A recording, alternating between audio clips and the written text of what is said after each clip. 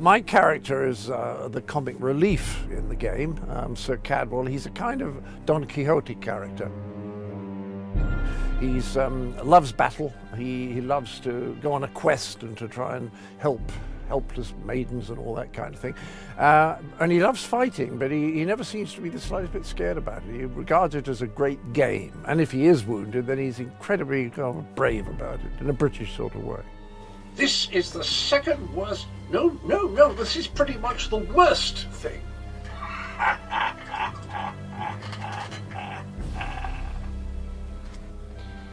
One fine day in the middle of the night, two dead kings got up to fight. Back to back they faced each other, drew their bows, and stabbed themselves.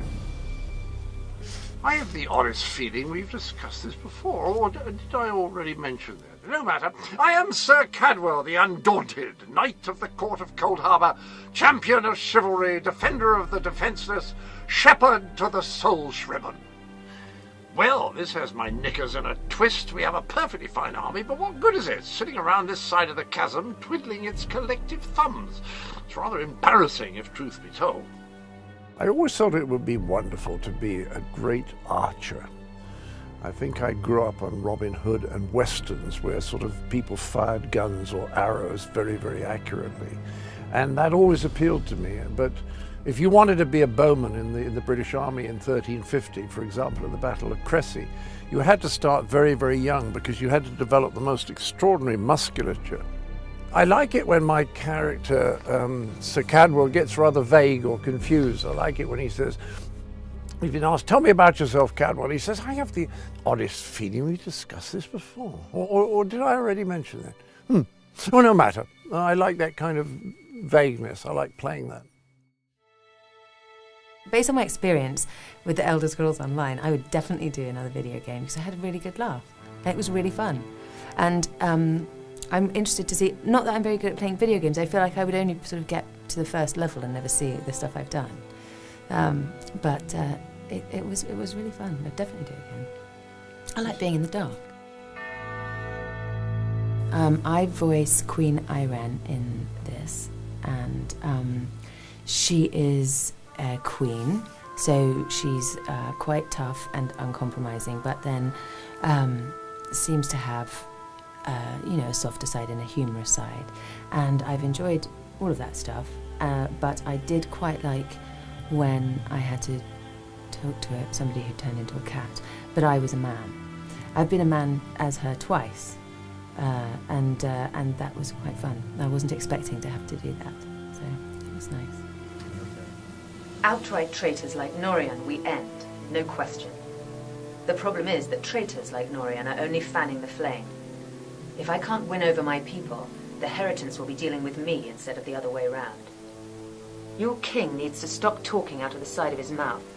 He has a lot of Dominion blood on his hands. We're not going to easily forget that, and we're certainly not going to fight by his side in Cold Harbour. I think they will find my character is very fair and a very good leader, very imposing, and a great warrior, but also has a kind of softer side and a very good heart, and will be helpful to the player. I think my character is a very imposing leader and a great female, strong role model. But she's also somebody who has a lot of hardship and tragedy and betrayal going on during the video game. And I think that gives her quite a sort of sympathetic side that I think people will respond to. Video games have got better. They're much better now, like The Elder Scrolls is the best one going. I think mine's the best part, but I hope you all love it. I'm sure you will. I'll take away the love and understanding and care, and I hope they take that with them. Thank you. The character I'm playing is blind, and so I put my glasses on, and I act blind. If you look very carefully, you'll see my eyes are closed, which is very clever for me to do that. And then I flick them open now and again, just a little tiny bit, to read the lines The Elder Scrolls Online marks the second video game. Things like that, I have to read them out loud. So how on earth they expect me to play a blind man and also speak a lot leaves me, angry. I get very angry about it. Blind. Lyris, are you all right? Lyris, are you all right? How's he like that? Pretty good. Right. Indeed. But let us not get ahead of ourselves without an understanding of where we are bound. The Red Guard Swordmaster, Saisahan, leader of the Imperial Dragon Guard. In truth, I feared you'd kill me where I stood if you knew who I was. You certainly wouldn't have allied with us so readily. I caused this, all of this. If Molag Bal destroys this world, the blame will be mine and mine alone. Well, I'd like to play an elf. That's the part I'd be really good at. Elves are quite short. I'm not short, I'm a bit overweight and not very tall, but an elf would appeal to me. They're funny, they're interesting, they climb trees. So an elf would be my sort of thing. I'd be an elf. Also, they have the added advantage, elves, of sitting down a lot. I love sitting down.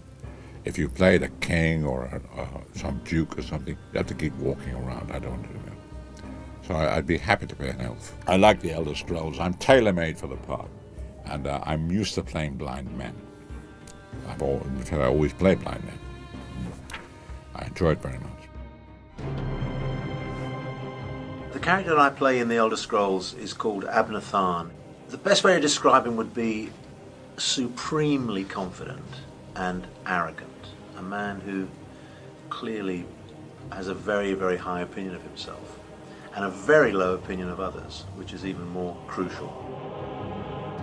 There's this ongoing sense of him being very sarcastic and very aloof. He doesn't quite believe that anyone can be as powerful or as strong or as decisive as he is, or as they need to be. So there's always this little tension of trying to, he's very sparing with his compliments, but very generous with his sarcasm. I know more about the Daedra than any man or mer alive. For good or ill, my family has always kept ties with the forces of oblivion, and this much I know. One cannot kill a Daedric prince. But we have the Amulet of Kings. So, we're to stumble blindly into the catacombs beneath a crumbling ruin abandoned for an age. Lovely. That bearded idiot swordmaster will lead us straight into a trap, no doubt. It's my small-minded nephew, Jabad. The lad was petty and cruel for the enjoyment of it. I always suspected he'd meet an untimely end. Leave him to his fate. It's kinder than he deserves. And then what? I've no idea what will happen to you. Apotheosis? Disintegration? Too many unknowns and not enough information. But if you defeat Molag Bal and survive, your soul and the soul of every other surviving vestige should be restored. The Amulet of Kings is a relic of Akatosh, the dragon god of time. His powers embody the qualities of perseverance and invincibility, while promoting the virtues of duty, service, and obedience. Make of that what you will. One of the big elements in the character is that he's very, very, sort of very pompous and very arrogant, but he's actually very funny, and his sarcasm and his kind of sort of dismissal of other people can be really. I mean, there's one line where he's talking to Lyris, and he says something like, in a very kind of understanding and supportive and sympathetic way, he says, something like, I understand this must be very hard for you, Lyris, but don't be an idiot. Something like that. And it's just that, I'm paraphrasing because I can't remember the line now, but it was the turn of phrase that because it started off so kind of like he was just about to give her a hug, and then it turns into this kind of like wonderful slap in the face, and it was that way of just turning within a line, turning everything around like that was very indicative of him. But that line in particular, it must be very, as hard as it might be for you, Lyris, don't be an idiot. It kind of made me laugh. The character I play in the Elder Scrolls Online is King Emeric, and he's a good guy, generally speaking. What's cool about him is that he's not uncomplex. He does have his bad days, and he gets into all kinds of moods. But he's generally within the context of the Elder Scrolls Online, he is a good force in the world. He has some funny lines. He's not just some king guy. He also is a human being, and he has some funky asides to make. And he is the king of all Rivenspire, and he's a pretty cool guy in my view. I'm not just defending my character. I actually believe that. He's he's a serious hands-on king. He doesn't hang around in throne rooms telling other people how to fight battles. He's out there. He's on horseback. He's getting bloody. He doesn't fool around, and he's never lost a battle, as far as I know, which just right there is pretty cool. I will not wager the future of my people on the word of a snow barbarian and an adolescent female. I fear for Tamriel's future if either of you were to sit upon the ruby throne. This crown, one day, I will throw this crown in a lake. This crown was probably great for my grandfather. This crown looks tawdry. Why can't they shine it up now and again? Everyone's so scared to touch the crown. They could at least clean it. This crown makes me look stupid. It sits on my ears. My ears are not my best feature. Can't they tighten this crown slightly? I'm blinded by it if I'm riding on a horse. This crown is an embarrassment to the kingdom. He has many, many wonderful lines. I like his epithets perhaps best. I loved saying, don't go easy on me. It's, I'm being honest. I got a kick out of saying, on Mara's bosom. I like it when things get daft. It means you're not being a nuisance in the world. It means you're doing something actually in a kind of, funky way that's useful, and you're not, invading Iraq. So I'm hoping they come to me with a warm feeling. And I hope that by the time they leave, they feel a whole lot better. I say encouraging stuff. I point them in the right direction. I don't sell them any nonsense. And I'm generally on the player's side. And it's also part of my job, I have to say, that if they do anything wrong in the game, I get to tell them. But then it's tough being a king. And the crown doesn't fit, because my great-great-great-great-great-grandfather apparently must have had a very small head. So I get a lot of crown aches. I like the variety of things you have to achieve vocally. I like the fact that it's concentrated into a relatively short period of time. I've had a very pleasant time working with the people here. I'm in Paris, I have to come clean, and it's a beautiful summer's day. The character that I'm playing in the Elder Scrolls, or as we like to say, the Scrolls. Those are that as a part of the family, Well, of course, I am playing an arch-villain,